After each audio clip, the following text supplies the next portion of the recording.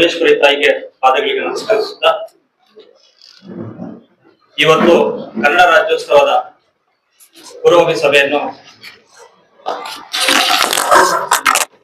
ಆಯೋಜನೆ ಮಾಡಿದ್ದು ಈ ಕಾರ್ಯಕ್ರಮದ ಕೇಂದ್ರ ಬಿಂದುಗಳಾಗಿರುವಂತಹ ನಮ್ಮ ಮುಳಬಾಗಿಲು ತಾಲೂಕಿನ ಜನಪ್ರಿಯ ಶಾಸಕರಾಗಿರುವಂತಹ ಸಮೃದ್ಧಿ ಮಂಜಣ್ಣ ಅವರೇ ಹಾಗೂ ಈ ಕಾರ್ಯಕ್ರಮಕ್ಕೆ ಎಲ್ಲರೂ ಕೂಡ ಅಧಿಕಾರಿಗಳು ಮತ್ತೆ ಸಮಾಜ ಸೇವಕರು ಮುಖಂಡರು ಮಾಧ್ಯಮ ಮಿತ್ರರು ಎಲ್ಲರೂ ಕೂಡ ಬಂದಿದ್ದೀರಾ.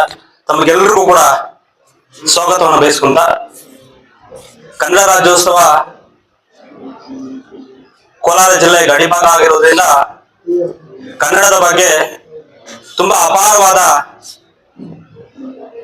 ಒಂದು ಭಾವನೆ, ಒಳ್ಳೆ ರೀತಿಯಲ್ಲಿ ಕನ್ನಡ ರಾಜ್ಯೋತ್ಸವವನ್ನು ಮಾಡಬೇಕು ಅನ್ನೋ ಭಾವನೆ ನಮ್ಮ ಶಾಸಕರಲ್ಲಿ ಇದೆ.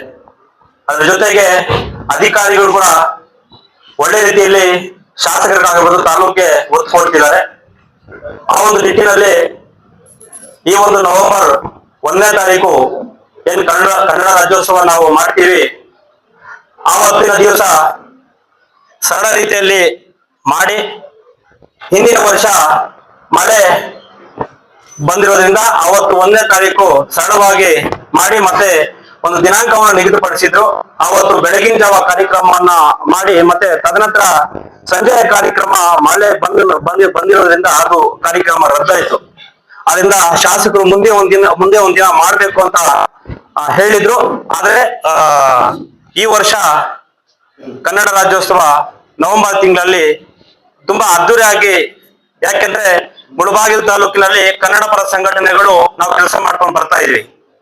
ಹಗಲು ರಾತ್ರಿ ಅನ್ನದೇ ನಮ್ಮ ಕೈಲಾದಷ್ಟು ಮಟ್ಟಿಗೆ ನಾವು ಸೇವೆಯನ್ನ ಮಾಡ್ಕೊಂಡು ಬರ್ತಾ ಇವೆ. ತಾಯಿಯ ಸೇವೆ ಮುಳಬಾಗಿಲು ಗಡಿಭಾಗ ಅವರಿಂದ ನೆಲ ಜಲ ಭಾಷೆಗೆ ನಾವೆಲ್ಲರೂ ಕೂಡ ಒತ್ತೆ ಕೊಟ್ಟು ನಮ್ದೇ ಕನ್ನಡ ಪರ ಆದಂತಹ ಒಂದು ಕೆಲಸಗಳನ್ನ ಮಾಡ್ಕೊಂಡ್ ಬರ್ತಾ ಇದೀವಿ. ಕನ್ನಡ ಶಾಲೆಗಳಾಗಿರ್ಬೋದು, ಕನ್ನಡ ಉರ್ದು ಶಾಲೆಗಳಾಗಿರ್ಬೋದು ಮಾಡ್ಕೊಂಡ್ ಬರ್ತಾ ಇದೀವಿ. ಅದರಿಂದ ನಮ್ಮ ಜನಪ್ರಿಯ ಶಾಸಕರು ಏನ್ ನಿರ್ಧಾರವನ್ನು ತಗೊಂತಾರೆ, ಹಾಗೆ ಕನ್ನಡ ಪರ ಸಂಘಟನೆಗಳು